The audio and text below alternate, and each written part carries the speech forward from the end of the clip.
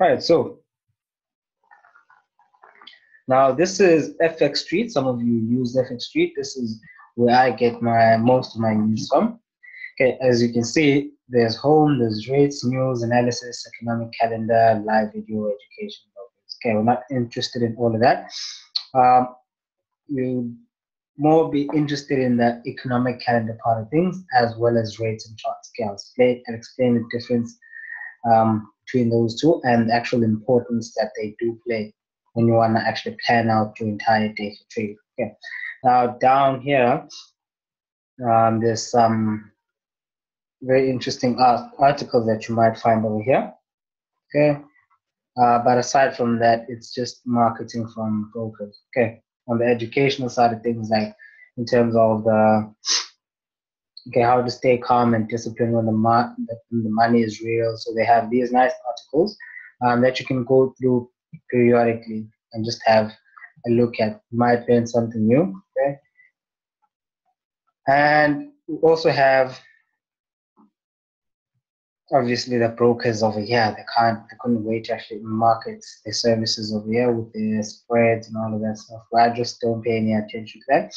And here on the left hand side, you have sort of like biases or expectations of what the various contributors are looking at. Okay, so you might have, you can see the commercial crude oil inventories, okay, amplified trading team there, UK election countdown. So you have various people contributing to this magnificent website. Now, if we go on over to the economic calendar tab, what you want to do is to actually plan out your day when it comes to the currency pair that you trade. Now, if you're trading 4 pairs, you're going to need to look at what those 4 or the 4 base markets are going to be doing. Okay, today the Wi-Fi is extremely slow. Not sure if Telcom throttled the Wi-Fi or what. Okay, now what we call key indicators or leading indicators. Those give us an idea of what the government thinks the market should be doing or the currency should be doing rather. Okay, so I'll go through the most esteemed ones, the ones that will play a major role in your actual trading, and the ones that are not so much like your low volume or low volatility rather markets or news events. You know, if you're looking here at recent, obviously we have our day here. This is the 1st of June. So today, these were all the fundamentals that actually came out. So this could be reports, these could be speeches, these could be things that are happening, let's say in parliament or something like that, and it might just filter out. Okay, so they might have a meeting. They might not announce what they're going to be doing in the meeting until the meeting ends. So like those G7 meetings.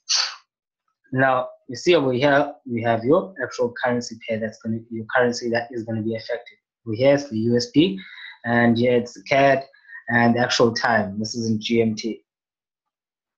And now what's neat about this is that it tells you at what time that how much time is actually left till that particular event occurs. So if you look here in 5 hours and 11 minutes time, the monetary base will actually be discussed. Okay, now I'll throw you guys some exercises later on, which should actually help everyone just to get some understanding of about who's speaking, you know, Kudora, Yellen, all of these guys. So you need to know when this person is actually speaking, this currency pair is going to be affected. So I'll definitely need to find that before the session ends, so I can throw that at you guys so you'll be able to see. Okay, now below is the actual description of what the monetary base release is.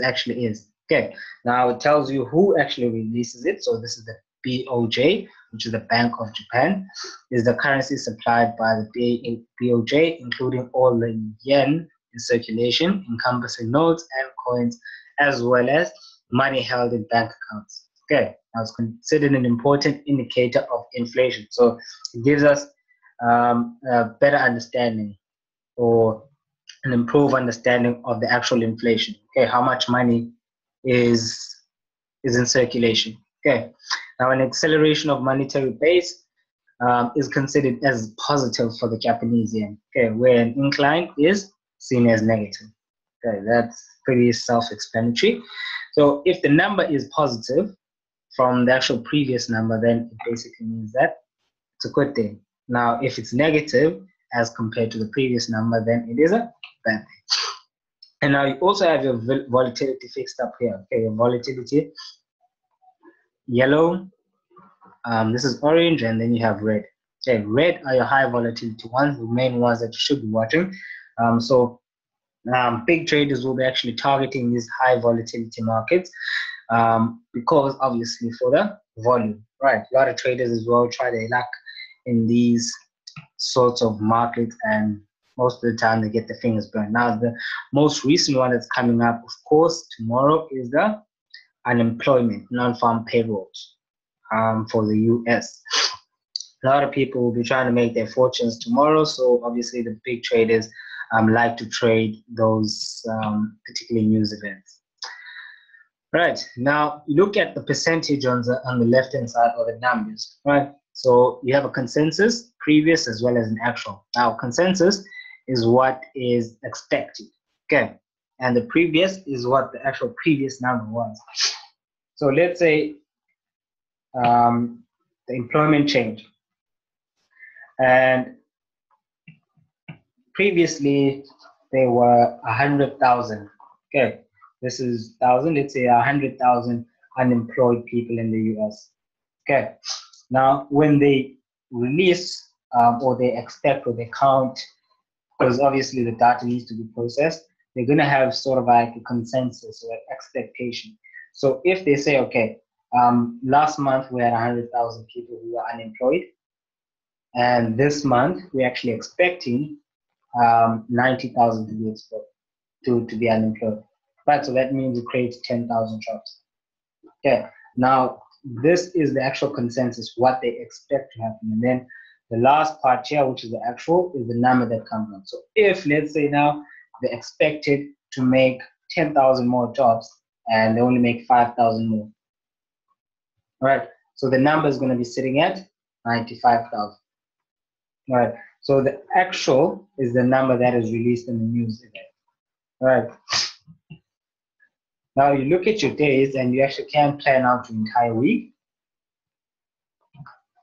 You can structure it properly so you know, okay, on this date, this is happening. If I'm trading in New Zealand dollar, okay, I'm expecting this to happen. That gives you a sort of a forecast into the markets, because we know that the pattern will adjust to, well, the markets or the news events, major news events will be used to complete the actual pattern. So by understanding that, it gives you some foresight into what can potentially happen. So if the market has been rising high and is near a major support or resistance level on the higher time frame, and the market will probably spike and just retrace back into the range to complete the move. Okay, because people will be trading it as a breakout, and what these guys will be doing is to look for liquidity. That's all they do each and every day. Okay. All right, so over here you can see that there is no actual number, right? This means that this hasn't been released. You have your previous number, you have your consensus, which is what is expected, and you're gonna have, of course, your actual number, right?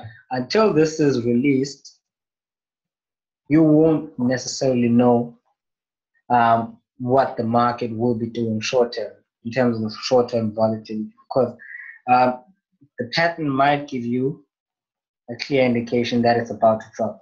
Now, before the actual number is released, you don't know if the stop hunt is going to be thrown to the upside, 50 pip stop hunt, and then the market will pull back and then go through to complete the entire move.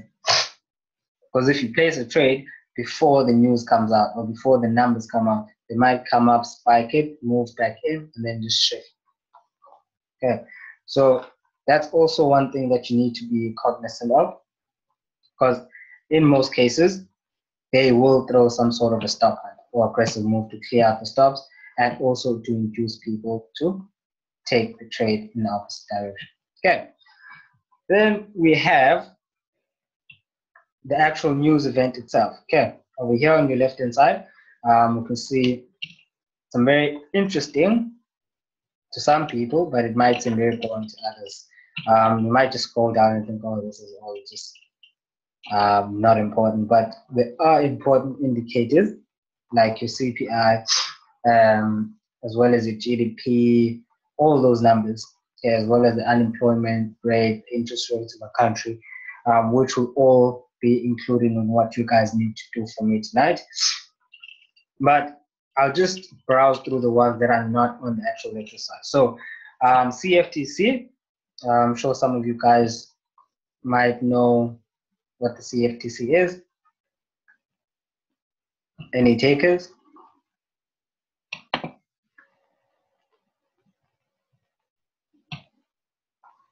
Okay, it's basically a commission, right? So it's a commission, futures and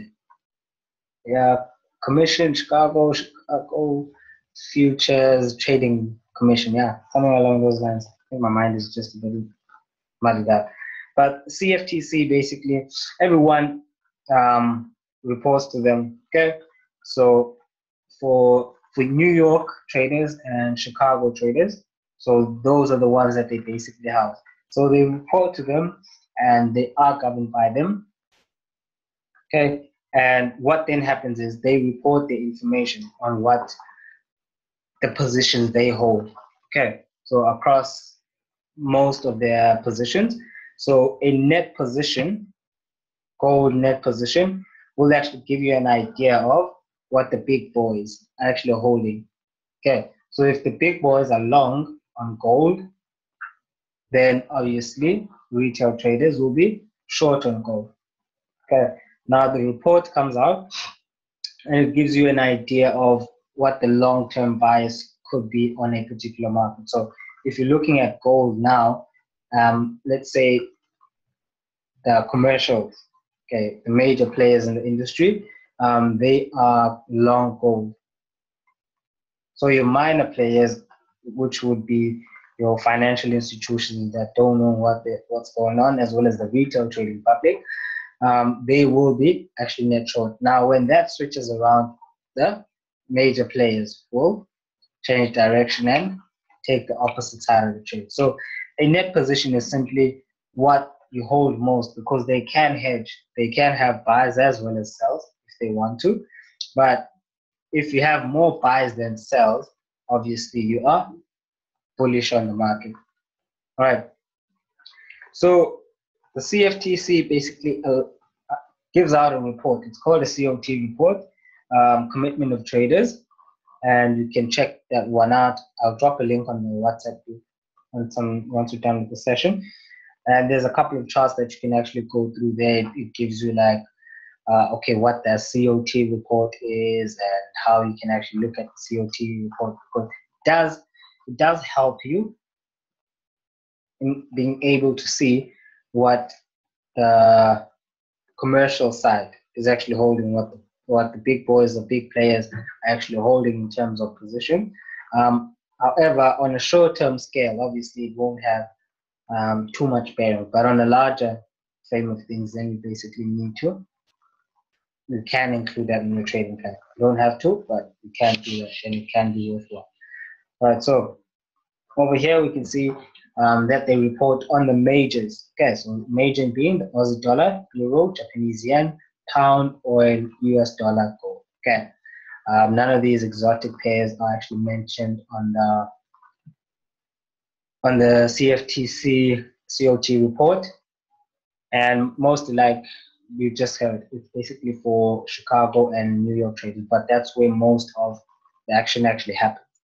Right, so tomorrow is NFPs, unemployment rate, and part of what I'm going to need you guys to do tonight is to just give a brief description of what you believe NFP is. Right.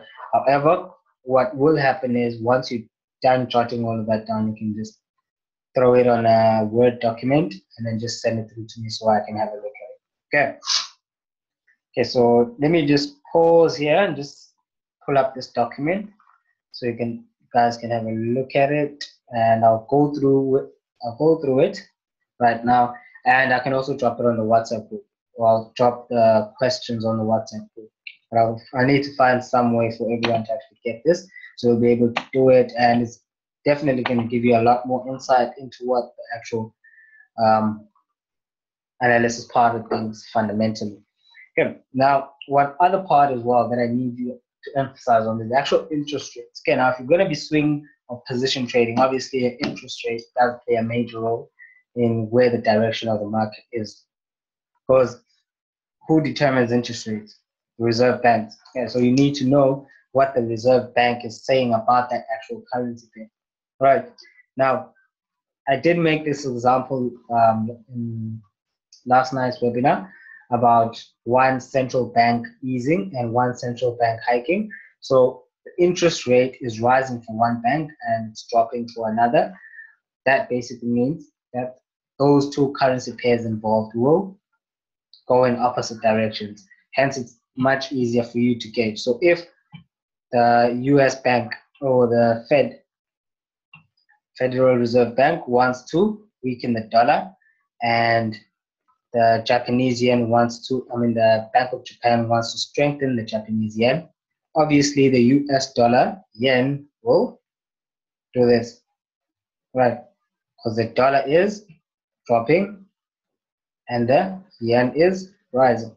Okay, now there's certain levels that they might mention to you that, okay, we want it to rise up to this level, or we want to ease up until we reach a certain interest rate level. Now, when they reach that interest rate level or the fundamentals change, if you position trading, then it is ideal that you actually get out. So if they say, okay, we've been easing for the past 2 or 3 years or 4 months or 8 months, then I will feel like the currency is at a strong level and it doesn't need any help. It's strong, and now we can return interest rates to normal. Then obviously you need to get out of the position. But that all comes with just the research side of things that you're going to be doing.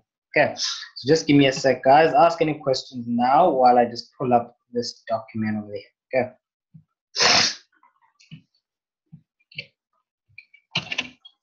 No questions.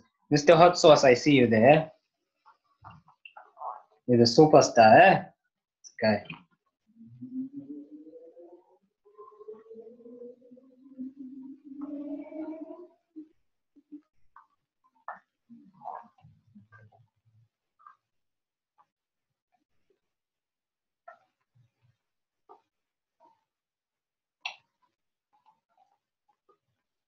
Oh, Mr. Hot Sauce. Yeah, I see you there. Okay, let me just open this up. Let me just pull this up. Okay, in the meantime, you can just go on through to the FX Open website if you can.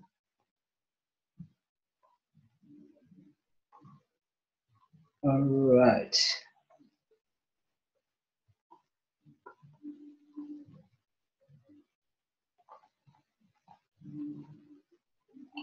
Okay, I hope this is it.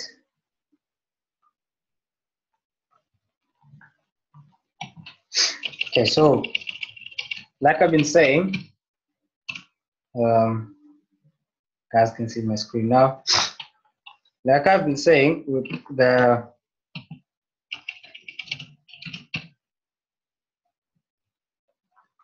most important thing that you need to actually understand about fundamental analysis or looking at a market from a fundamental standpoint is that it's not as complicated as most people make it out to be. Okay. All right, so let me just throw this on here. Can you guys see my screen?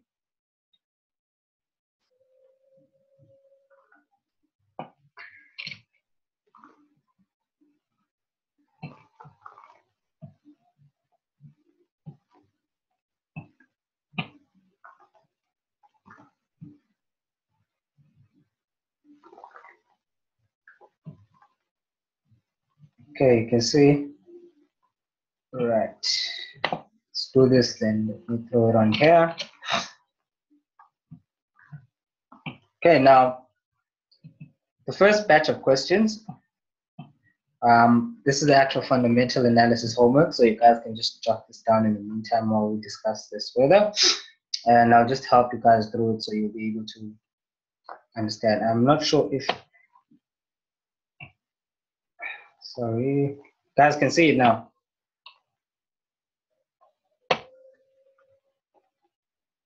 Okay, right now, this is the actual work that you're going to be needing to do. It's essentially more like research.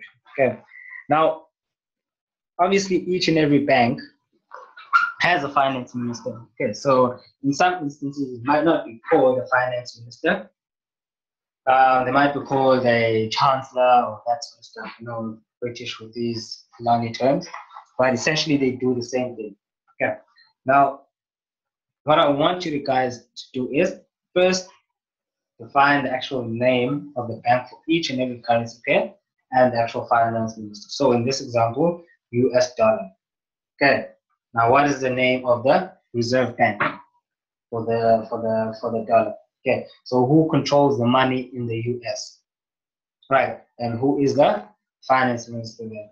Right. Who controls the money in euro? Okay. Which bank controls the money in euro? And who is heading up that department? Right. So you need to also give, that is the first section, and you have, of course, the South African.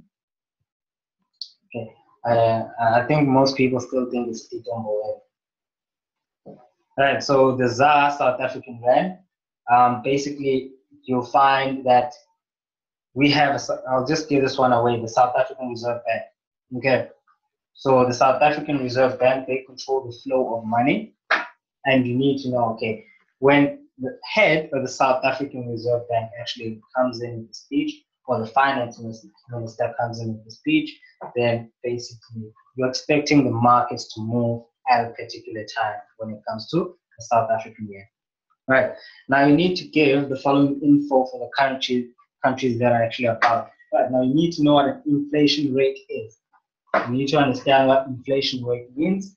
And secondly, this is all done on Google, guys. Not hard to find this stuff. Okay, now interest rate.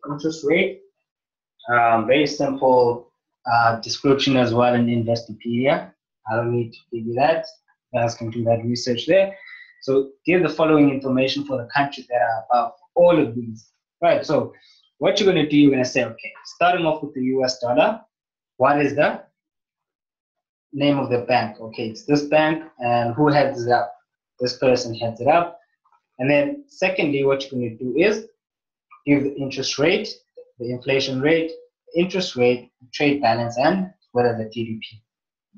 Okay, then you're going to move on to the next actual currency pair. So Japan, okay, the Japanese yen. Okay, what is the name of their bank? Okay, what is the name of the bank that controls their money? Who heads it up? What is the inflation rate there, interest rate, the trade balance, as well as the GDP. Now, if you don't understand what these terms are, they're freely available on YouTube. Okay, on Google rather. Right, so you guys can just read up on that firstly. If you have any questions, obviously on there.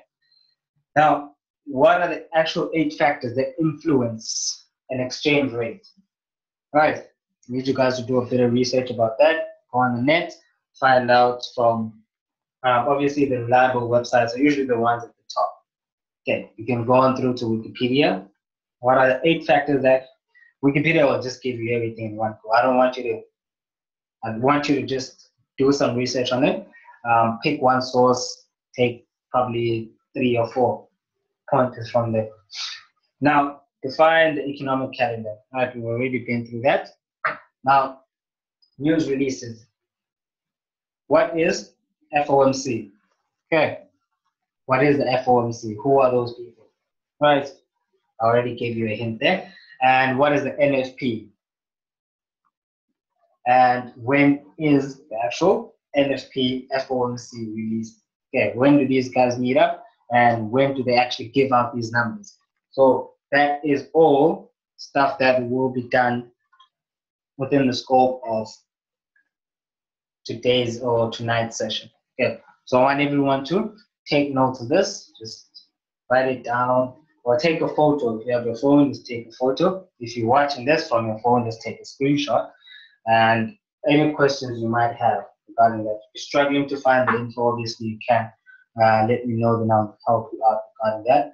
But you want to get a good understanding of this, then you should be well in your way. So when we actually start with that review session that I'll be doing and analysis part of things, then I don't have to explain this over and over again. Okay, so everyone is actually on the same level, because with the new introduction and the stuff that I'm going to be introducing, I'm going to be doing sessions online every evening. So that means I'll be looking at the market, okay, marking up anticipations, and just looking at the news. So the whole process that I follow each and every evening, I'll just be doing with you guys. The only difference is you guys are going to be here with me, as opposed to me actually just doing it by myself. So I usually start at 9, okay, each and every day. Make sure at 9 I'm either at my place or I'm here at the office. So at 9 I look at the actual calendar. What has changed? What news events are coming out tomorrow? And look at my positions, current trades that I have. Right. So if has anything changed, if I have swing trades running. All right. Then what I do, I take note of the high probability setups that I'm expecting. Okay, so the pound, the US dollar, I just check out the ranges, right? So the daily ranges, did they exceed ADR to the upside or to the downside? Was the market just consolidating? And then I just check those major support and resistance levels. I usually just fill them in each and every day. I know it's boring, you don't have to do it, but it just reminds me, so I get a mental picture of where all the major support and resistance levels are. Yeah, you guys know me, I don't trade reversals unless it's in a major support and resistance level. That's why I'm still not shorting the euro. Right. So basically I go through that process. When I do my analysis, I might use the Fib here and there and place my previous trap volume area, because that's where I buy and sell, at a previous trap volume area. Those are the highest probability places. So it might be today's high or today's low. It might come in and spike that high or that low. Okay, just quick example. Okay, I'm sure you guys can see. Let's check out what hot forex has for us. Okay, this obviously is a result of fundamental analysis or fundamentals. Okay, but it is on the larger scheme of things what the market was supposed to do in any case. Okay, you can see over here, market trapped higher, boom, and then just shifted away to the downside. Okay, now I have these made, it's just that this is not the platform I usually use. I'm going to have these support and resistance levels marked up on the higher time frame. So that means I have a very quick understanding of where the market is. All right, so I don't short into a market like, or I don't go long on the Aussie dollar because there's no major support level or resistance level where they can trap traders. So this is the next decent level. So the AU should continue going down. If you guys remember, I was expecting it to drop here, but market maker had other plans. And it just popped above this and then just pulled back in. Okay, so that's essentially it. This is what I want you guys to see and basically understand. So when we actually do these sessions that we're going to be doing in the evenings, where I just go through my normal routine, then you guys will be on the same page. All right.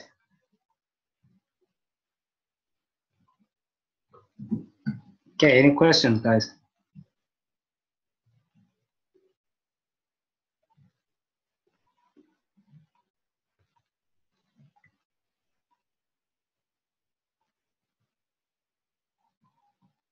This was a nice trade.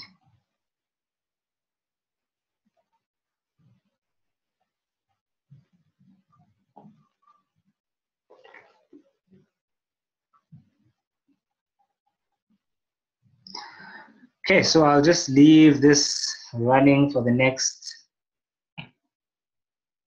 6 minutes. If you want to go, then you're more than welcome to do so, because we're done with the session. And I'll just pause this here. Okay, so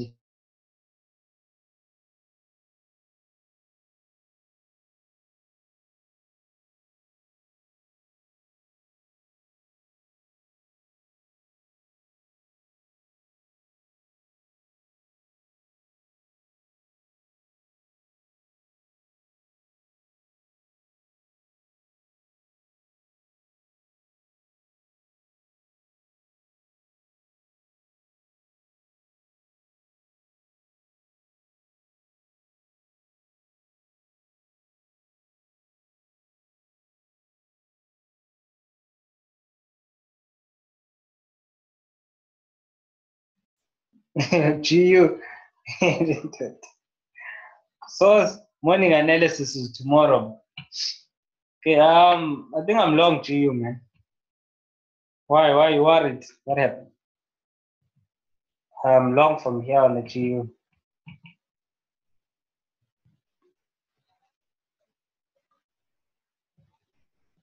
Okay, I mean here pretty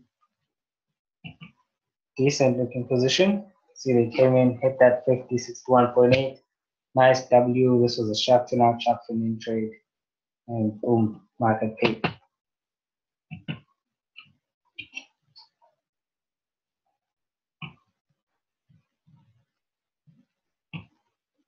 Okay, now if you can't see anything, man, it's probably in a sideways consolidation. If you see what happened here, market is just chopping sideways. It might give you some false signals as well, up and down. So if you, I think I showed most of the guys who are here, actual stochastic, how they use it. Okay, see over here, it showed you overbought, yeah, overbought. The market gave you 1, 2 pushes, and then the market shifted away. So this tells me that the market is faking lower, looking to head up. Right. So when the market does this, it gives you overbought or oversold, and drops down, turns again, and the market is bound to edge higher. So it might not even touch this oversold area and just shift away from the zone. I'm still long pound, by the way. Long term, I'm still long pound. Still owe me. I've been long since January. It's been a while, but I mean, basically here you can see they spiked through the previous low. Okay, came up, hit that high, and then just tapped this area here. You can see this one red candle on the 30 minutes. Tapped it, nice, sharpening out, sharpening in, and a W formation went back up. They just missed my TP. I'm still hanging on though. I think my 50 pips was just here.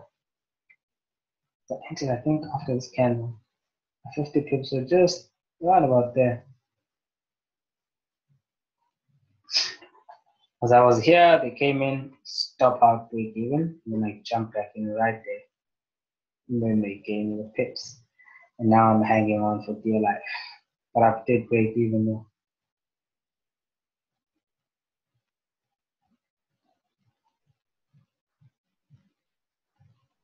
Okay, can you see my screen though?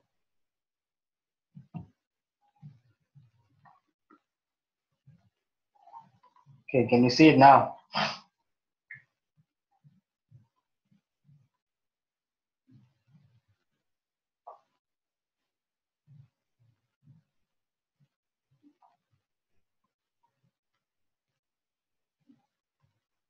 Okay.